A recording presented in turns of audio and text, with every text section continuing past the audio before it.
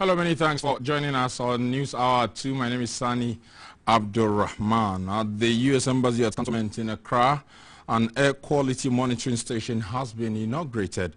This is one of the 3 monitoring stations installed to help government agencies keep track of the level of air quality and steps to take to reduce exposure to air pollution. Speaking at the event, the U.S. Ambassador to Ghana, Ms. Stephanie Sullivan, said the partnership with the Environmental Protection Agency and other stakeholders will help the government of Ghana meet its 2030 pledge of reducing greenhouse gas emissions and contribute to the climate change agenda. A report by Rebecca Moore. From its research, the WHO says 1 in 8 of today's global deaths is as a result of exposure to air pollution. 5,000 African children under the age of 5, according to reports, die annually to air pollution, which is one of the highest regional child mortality rates in the world. The Environmental Protection Agency, with the support of the World Bank, the University of Ghana, the US EPA and the US Embassy in Accra, have installed 3 new air quality monitoring sites at the University of Ghana and the St. Joseph's School at Adabraka. The latest is on the premises of the U.S. Embassy here in Accra.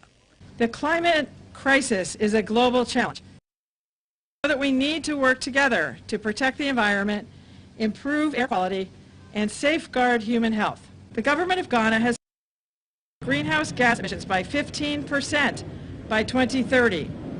Data collected by EPA Ghana attests to a significant and unacceptable health burden for the people of Accra. It is urging the public to help reduce air pollution, as clean air is critical to one's health. 92% of all pollution-related mortality is seen in low-income and middle-income countries, of which Ghana, we are in that bracket. The situation in Ghana is dire and must not be taken for granted at all. 2,800 people died prematurely in Greater Accra metropolitan areas. This is according to EPA report 2015. And if no action is taken, the number will rise to 400 by 20. The monitoring stations, according to the EPA, will help scientists, researchers, government officials and the public understand data in real time as partners work to secure enough funds to extend it nationwide to meet the of harmful air pollution while maintaining a sustainable environment for human society and nature. Rebecca Moore.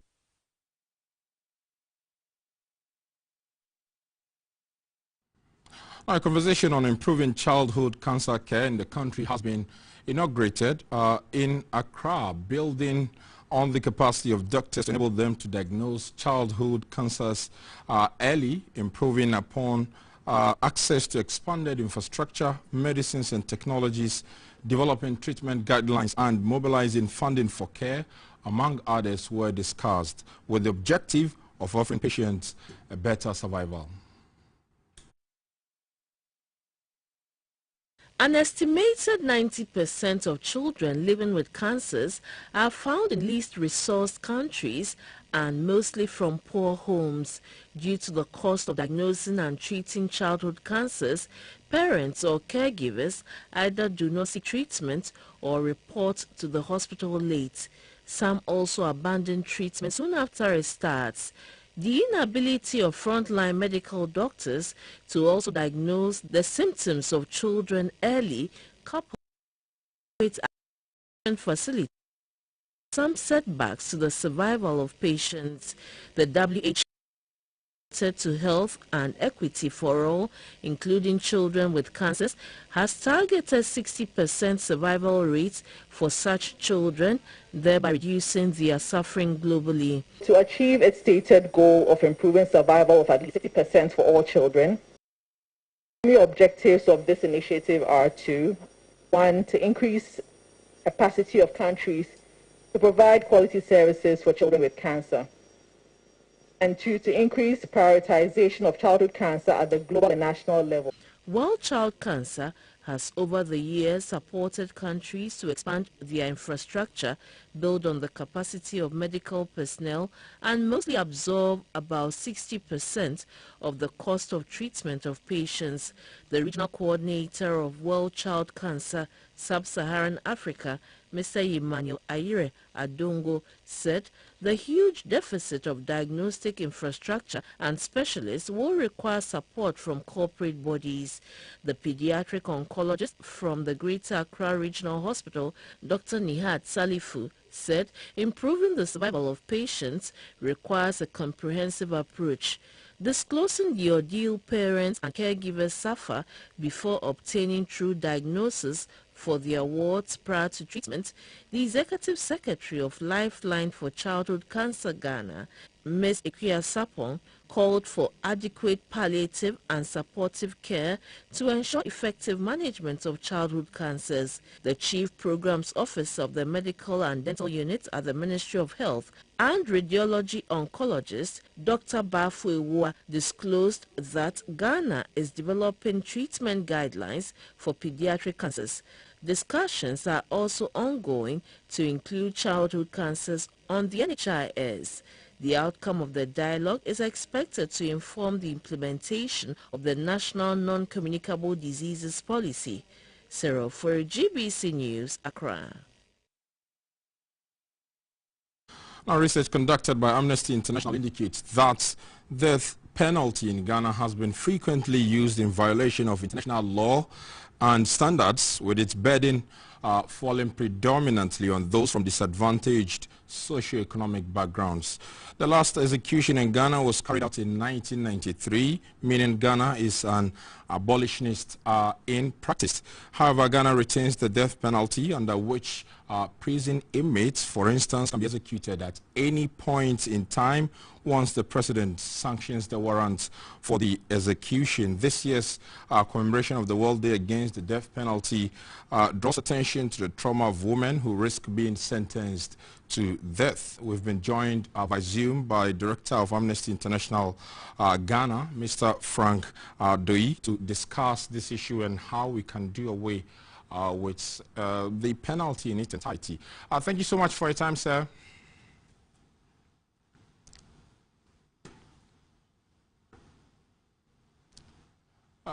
Mr. Doi, can you hear me?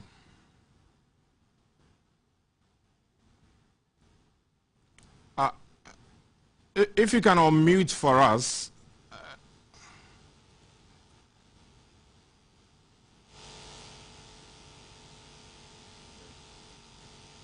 Yes, can you hear me? Hello? Yes, I can hear you. First of all, I'm asking, in your view... I cannot hear you properly. Is it better now? It's quite better. Okay. First of all, I want to know, in your view, if you think we should still keep the penalty, even if it's not being implemented, or we should do away with it entirely. Hello? There seems to be some noise at the background, so if you can please speak up a bit, that would be helpful. Can you hear me now, Mr. Adoi? We seem to be having a challenge with the country director for Amnesty International, who will help us to understand the need for us to do away with the death penalty. Mr. Adoi, can you hear me now? Yes, I can. I'm asking, it's much better now. In your view, should we still keep the death penalty even if it's not being implemented? Thank you very much. Good afternoon to you. Good afternoon to your cherished viewers and listeners. That's a good question you have asked. Should we still keep the death penalty even if it's still not being used? My immediate response would be, why should we keep the death penalty on our statute books if it has outlived its usefulness, if it is no longer being used? Right. So the fact that we are no longer applying the death penalty in terms of executions is a clear indication that Ghana and Ghanaians are no longer interested in the use of the death penalty. You recall that the last time the death penalty was used in Ghana was in 1993, the Kofi Chinto case. And since then, even though we continue to sentence people to death, none of our leaders, up to the current president, His Excellency Nana Addo Dankwa Akufo-Addo, has had the courage, to sign for executions to be carried out. And so this gives us the indication that Ghana as a state and Ghanaians as a people don't want the death penalty to remain on our statute books. And so it's better if we remove it from our statute books to give meaning to our appreciation of fundamental human rights and freedoms, which are based on the basic right, the right to life. And so, coming back to your question again quickly, my response is that we must remove the death penalty from our law books because it has outlived its usefulness. Well, what do you make of those arguing that even if the law is not being used, its existence is deterrent enough to those who want to commit heinous crimes? Well, thank you very much. I respect the views of those who are of this position. But the fact is, knowing Amnesty International as a research organization, our research has revealed over the years that the death penalty is not dissuasive. It has no dissuasive effect. It has no deterrent effect. It does not really prevent people from committing crimes. Okay, so if we have the death penalty in our constitution, in our statute books, and we are no longer applying it, why must we keep it? If we are not interested in executing people, because I want to believe that Ghanaians, as a state, we value the sanctity of human life. We believe in the respect of the right to life. And it is precisely because of that Amnesty International believes that there hasn't been any execution in Ghana since 1993. And so clearly, the fact that we continue to experience, crimes being committed all over the country, it's a strong indication that the death penalty is not dissuasive, it is not deterrent, it does not stop people from committing crimes, because day in, day out, we are receiving reports of people who are committing heinous crimes, people who are committing violent crimes, people who are committing murder. So keeping the death penalty in our statute books defeats, our purpose of promoting, protecting, and fulfilling fundamental human rights, including the right to life. And so it will serve us a good purpose if we abolish the death penalty in Ghana. I want to know, in your human rights advocacy, what has been the level of engagement with the authorities in terms of how we can do away with this provision in the law? Thank you very much. Since 1985, Amnesty International has been advocating for the abolition of the death penalty in Ghana. In the year 2010, when the then late president, the former president, His Excellency Ivan Statamils, constituted a Constitution Review Commission to have a review of our Constitution, Amnesty International made a number of submissions, including a submission calling for the abolition of the death penalty in Ghana. Now, if you have a closer look at the recommendation of the Constitution Review Commission's report, it was clearly recommended to the state and the government that it must be removed from our law books. That was not the end of it. In the government's white paper, it was captured clearly that Ghana must give meaning to the right to life and must respect the sanctity of human life and must make every effort to remove the death penalty from our statute books. It was for this reason that a Constitution Review Implementation Committee was put in place to facilitate the process of generally reviewing our constitution, but in particular also ensuring that the death penalty provision in Article 3 of our constitution is removed. Of course, the process got underway, but as you recall, it got stalled at some point. But Amnesty International, believing in effective action and ensuring that human rights are protected and respected at all times, we did not give up. In fact, in 2020, just last year, we were privileged to have a meeting with His Excellency the President at the seat of government. And the discussion focused on the abolition of the death penalty. We presented a petition to the President with signatures that we collected from all over the country of Ghanaians who are giving support for the abolition of the death penalty. His Excellency the President was impressed about the work of Amnesty International in Ghana, so much so that he instructed the then Minister of Interior and the then Minister of Justice and Attorney General to initiate a process towards the possible submission of a bill to Parliament that may call for a bipartisan discussion leading to the possible removal of the death penalty for our law book. So clearly, we have done a lot of work. We have engaged with the leadership of this country at the highest level, which is having a discussion with His Excellency, the President. And the President has given his support for the abolition of the death penalty, at least by word of mouth. And so what is left now is for those who have the responsibility to facilitate this process to expedite action towards abolition of the death penalty in Ghana. All right, thank you so much for your time, sir. Frank is Director of Amnesty Country Office in Ghana here. A conversation on improving childhood cancer care in the country has been initiated. That was our earlier story. Of course, we need to do more in ensuring that the health of children in the country is improved.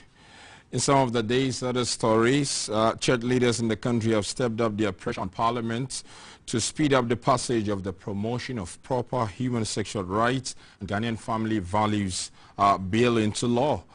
This is a law that bans activities of the LGBTQI+. The latest to join the course is the President of the Apostolic Church of Ghana, Apostle Dr. Aaron Nate. His take on it is that this will save the current and future generations. It's still a raging debate as the public weighs the pros and cons of whether Ghanaians must legalize activities of LGBTQI+. It follows a private member's bill before Parliament, sponsored by some members of Parliament, seeking to ban any such activity in the country. Those for the bill continue to make their case. According to them, it infringes on fundamental human rights of these minorities. But the Christian community is vehemently opposed to this assertion and is urging Parliament to. Addressing the Ascension Ministers' Conference, a forum for the pastors in the Apostolic Church in Accra, the Executive Secretary of National Coalition of Proper Human Sexual Rights and Ghanaian Family Values, Mr. Moses Foamwenin, said the coalition will not relent on its efforts to get the bill passed to protect Ghana's cultural values. The basic goal of the coalition is a reasoned response to the whole LGBT agenda. And it is an agenda. So when you see professors coming together and saying that, oh, religion does not matter, human rights, and it's as if they don't have a religion.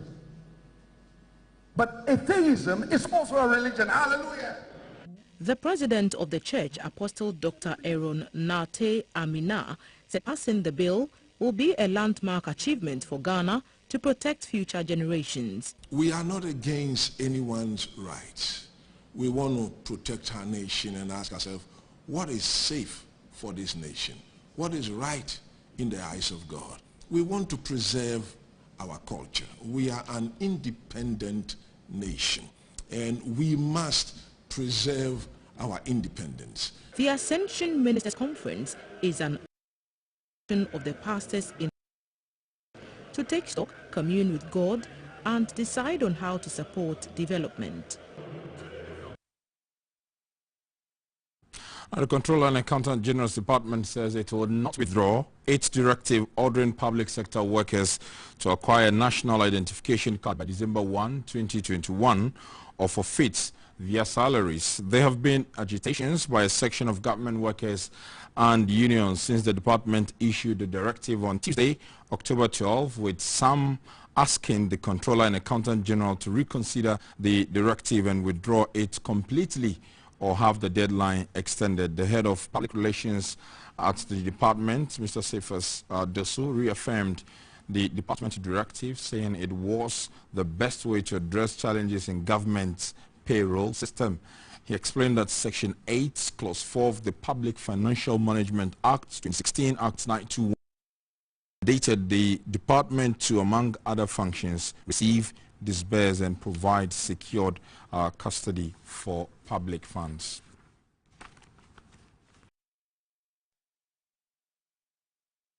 A 5.4-kilometer concrete road stretching from the Tema Oil Refinery through DVLA to Tema Steelworks is complete. The Vice President, Dr. Mahmoud Baumia, cut the sod for the commencement of the project in 2018 to pilot concrete roads in the country. Motorists are happy with the current state of the road. Tema Regional Correspondent Michael Duanu has visited the stretch of the road and joins us live with some more details as to how motorists are happy about the completion of the work. Michael, if you can hear me. Tema Oil Refinery, the stretch of road from Tema Oil Refinery to the Steelworks Junction. And so if you can see behind me, you can see the Tema Oil Refinery behind me. That is the Tema Oil Refinery behind me. And right ahead of me, this road will lead you to Nathan's Cable, will lead you to DVLA Junction. It will also lead you to Tropical Cables, and it will also lead you to Tema Steelworks as well as City Brothers. It is a 5.4-kilometer stretch of road, and this road is concretized. In 2008, Vice President had a pause for the construction of this road. It was supposed to take 18 months, but due to some challenges, it's now completed. And road users are very, very, very much happy with the work that has been done. You know, drivers with good roads, it's been very difficult stopping some of them to have a conversation with them. But a few ones that I have spoken to are happy with the kind of work that has been done so far. And some of them also tell me that it comes with some bumpy nature. And so they are just expecting that contractors will look at that and also fix it. But it has brought a lot of relief and a lot of joy to the people, especially those who use this particular road. They are so much happy because this 5.4-kilometer road, before it was done, was a major headache and a major problem. We know the Tema Road, the Tema Motorway, is the major concrete road here in Tema, but this has become another major concrete road here in Tema. And when the Vice President cut short for this particular road to begin, he mentioned that it is initially high to construct this particular concrete road, but it lasts for over 40 years as compared to asphalt roads. And so I spoke with few engineers and few people who've been telling me that concrete road will last for over 40 years, but asphalt road will take us for only 10 years. And so although the initial cost is high, the lifespan will also be able to take us long so that we save a lot of money. So the current situation as we have here is that the road is completed and motorists are happy using this road. We are so much pleased. This road user want to speak to us. The concrete road is completed and we are using, how do you feel about the concrete road now that it's completed? Now the road is over. We are all happy for the road. We are all happy for the road. Thank you so much for talking to us. So, as you can see, the road, they are happy with the road, and it's all concretized. It's a 5.2 It's a 5.4 kilometer road. Sorry, I've been here for over an hour, and it's all big trucks that are behind this very particular road. That is why the government saw the need to concretize this, because when it's asphalted, it would be able to last or able to accommodate these heavy trucks that come on this road. So this is the nature, and this is the concrete road right from Tema Oil Refinery up to Steelworks Junction through DVLA, Tropical Cable to DC Brothers, if you are familiar with the road. There's one major concern that road leaders are raising with regards to the roads in Tema. They are happy this one is being fixed, but there's another road. This one is right in front of the Tema Oil Refinery leading to Boom. And that particular road is really terrible. And they are also asking that government fix this particular road. And so, Sunny, this is the situation here in Tema and in terms of roads. We will continue to monitor the situation and also continue to give updates. For GBC News, I've been reporting from Tema Industrial Area. Michael Deronu.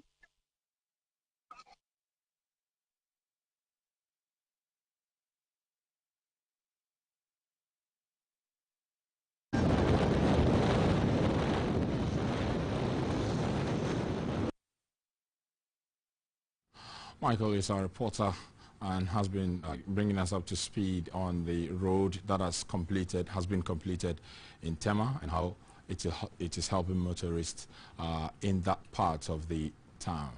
Now, a team of 6 staff from the Liberia Broadcasting Systems has had a one-week internship with various departments at the Ghana Broadcasting Corporation. Though for a brief period, they had the opportunity to experience television, radio marketing, and video editing. We have 2 members of the team in the studio to briefly share with us their experience. Victor Kezele is a news reporter, and also Cecilia Clark is with the television department. Of course, you know my biases. Let me start with Cecilia. Thanks so much for joining me in the studio. You're already practicing journalism. Share with me what you have learned new in the last 1 week. Okay, thank you. I'm Cecilia Clark, and from the Liberia Broadcasting System, like you said, and it was a negotiation between the 2 managements, and that is the GBC and the LBS, that we've come here to have a training with the GBC. But my experience here is sort of an exciting experience, because it helped me to be first an early riser, because I'm with the breakfast show. It's #GBC breakfast show. So I have to get up very early and then come here and see the production, how it works. But back home is different. It's different. So we have learned a lot. I got a first-hand editing here at the GBC. And we concluded, edit video. Yes. Okay. And we did a documentary that we are carrying back home. Okay, let me speak to Victor. Victor, what have you learned from the department that you were attached with?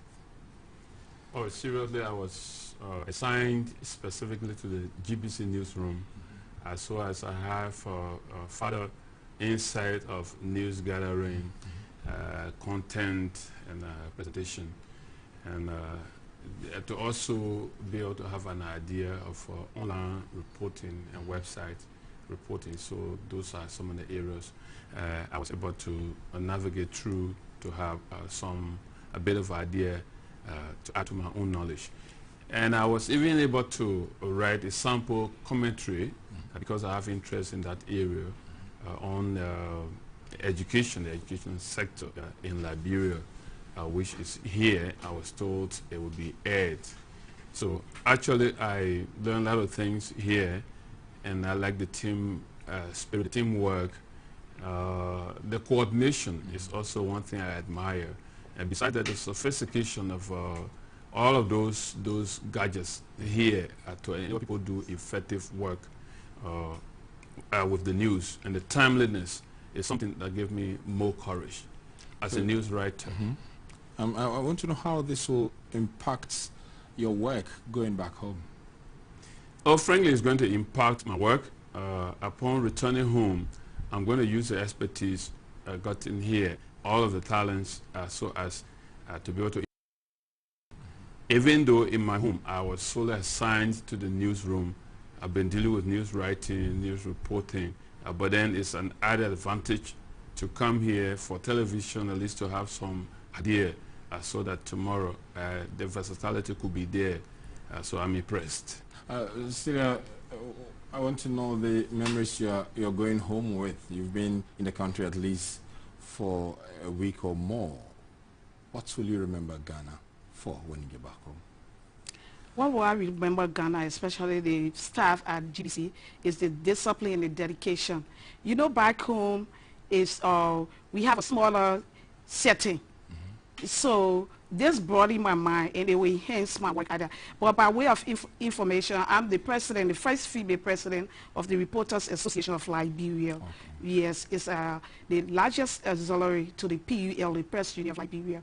So in my capacity as the Reporter Association president and a news anchor and a program presenter, I'm carrying a lot of golden memories that I will be able to apply to my setting there, because I was able to watch the, like I said, the GBC breakfast show. It gave me a broader knowledge of how presentation works, because it's very natural. I saw the setting from the start to the end of our days here. All right. Thank you so much for your time, ladies and gentlemen. Well, these are practicing journalists from Liberia who came to the Ghana Broadcasting Corporation to acquire some skills as to how our programming, whether news, and all sort of stuff that we do here is done, and they're going back. Well, in the Upper East region, chiefs and students in Palugu in the Talensi district have joined millions around the world to commemorate Global Hand Washing Day, with a call on the public to continue washing their hands regularly.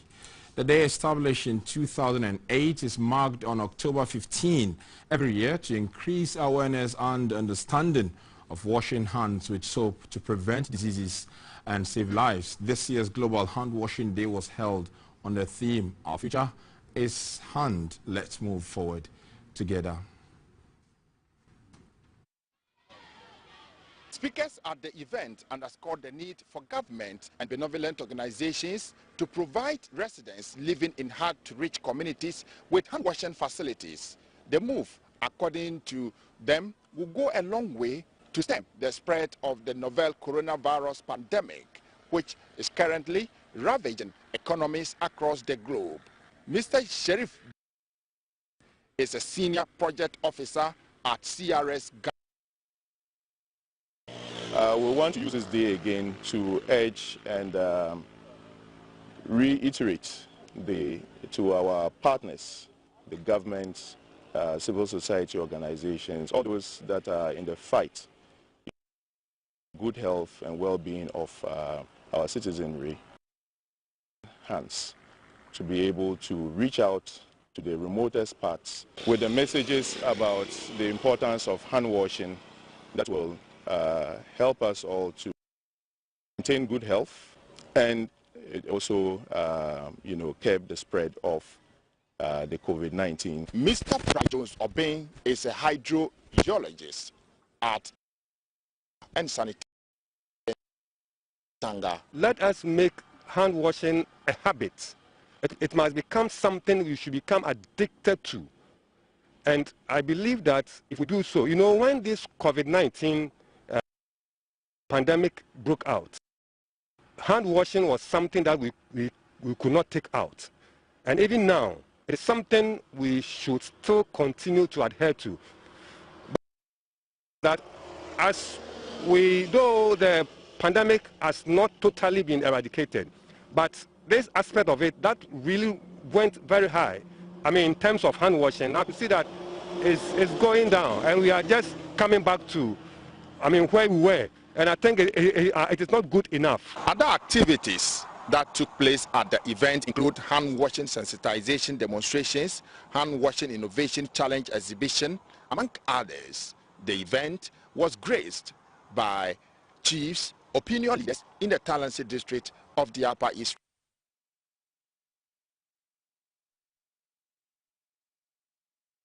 Now, to ensure people have access to clean water, which is in line with the United Nations Sustainable Goals and Rotary's key areas of focus, a new water facility has been inaugurated for peoples of Etiako, Eagle Vision Academy at Nyanyano near Kaswa in the Central Region. It was a gift by the Rotary Club of Accra Airport City. It is one of the underserved schools at Nyanyano. The Siako Eagle Vision Academy runs from kindergarten to primary 3 with 70 pupils.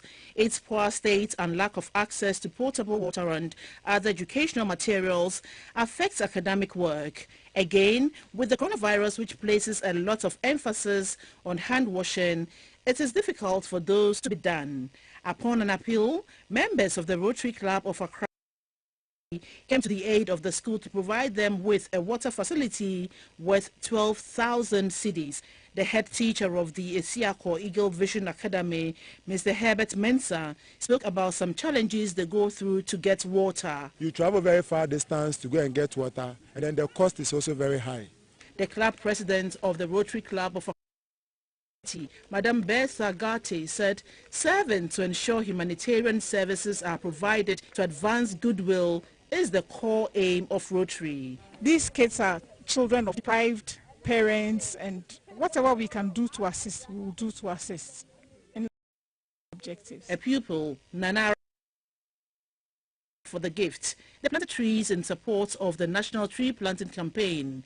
The provision of the water facility forms part of the 7th anniversary celebration since the club was chartered. It's still News Hour live on GBC News. We go for a break. We return with more.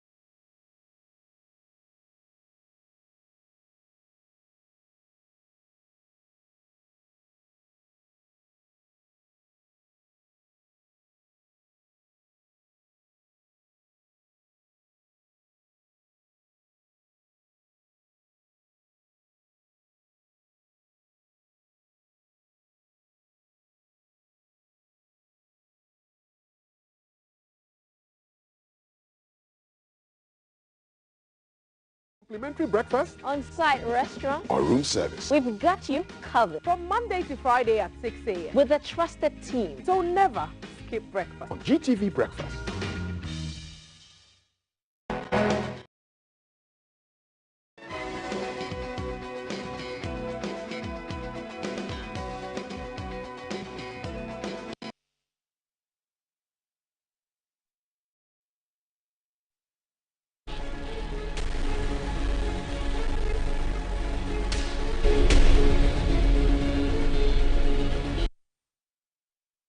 Afternoon, Friday, October 15, we bring you Business Live on GBC News. My name is Morris. With our Precision Quality Market Conference, which aims at improving the work skills and practices of some 5,000 mastercraft persons and 1,000 SMEs through the Precision Quality Curriculum Training Program, has taken place in Accra. The initiative, which forms part of the Design and Technology Institute's strategy to improve the lot of mastercraft persons, has targeted various trade associations and mastercraft persons from Accra, Kumasi, and Ho.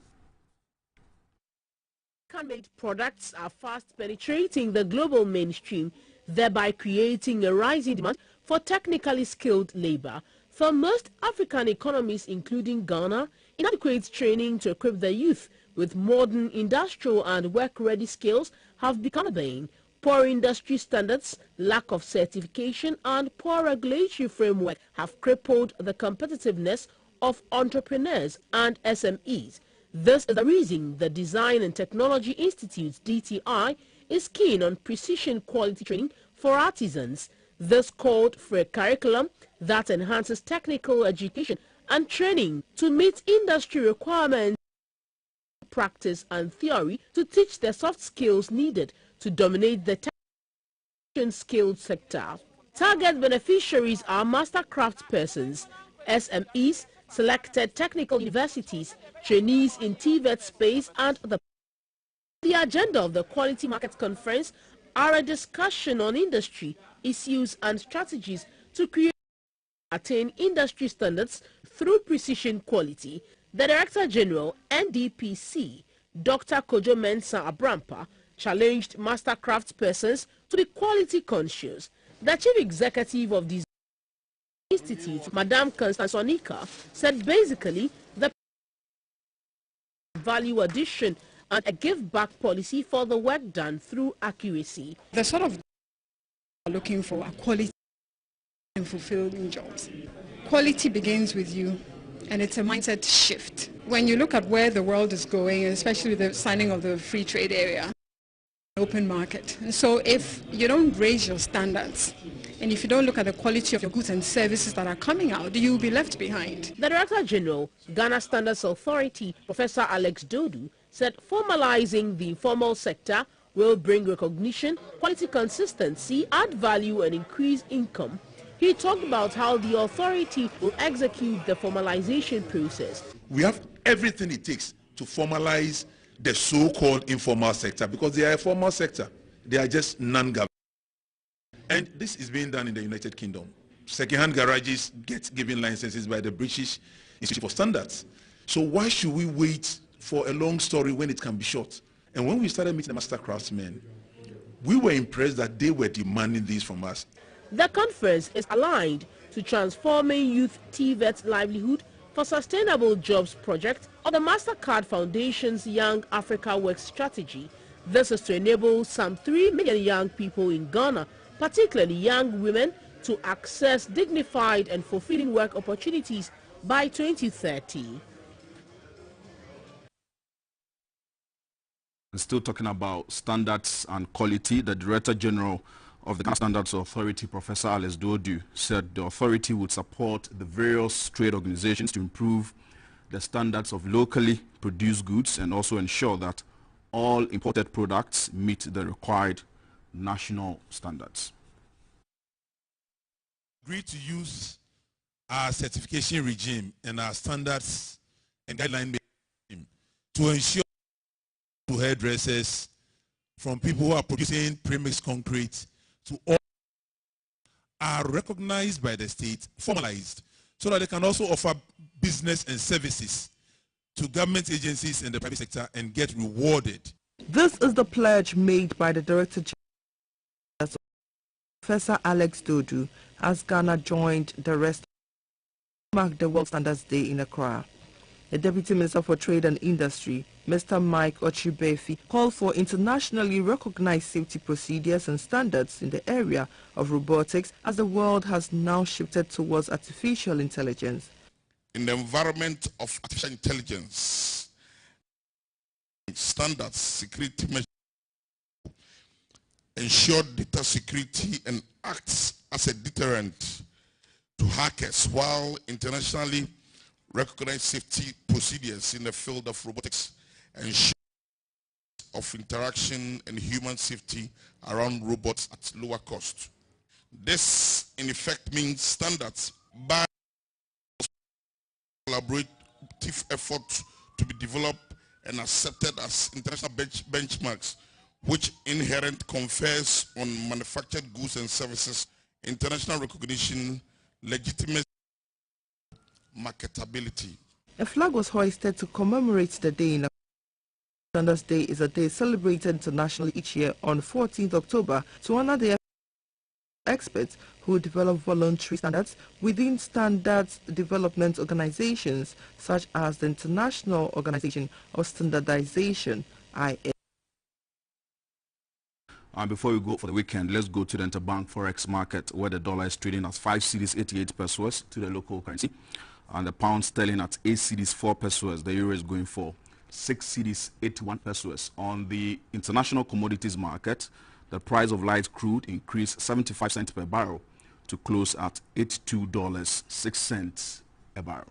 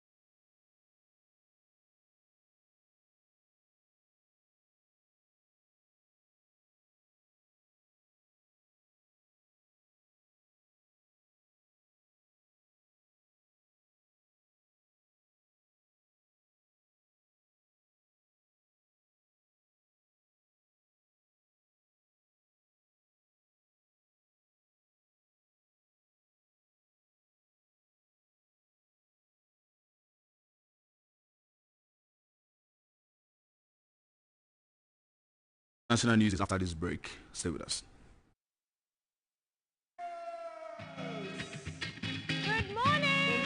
Good morning. It's a good morning and we serve you breakfast. Not just any breakfast. Sizzling helping. And there's much more.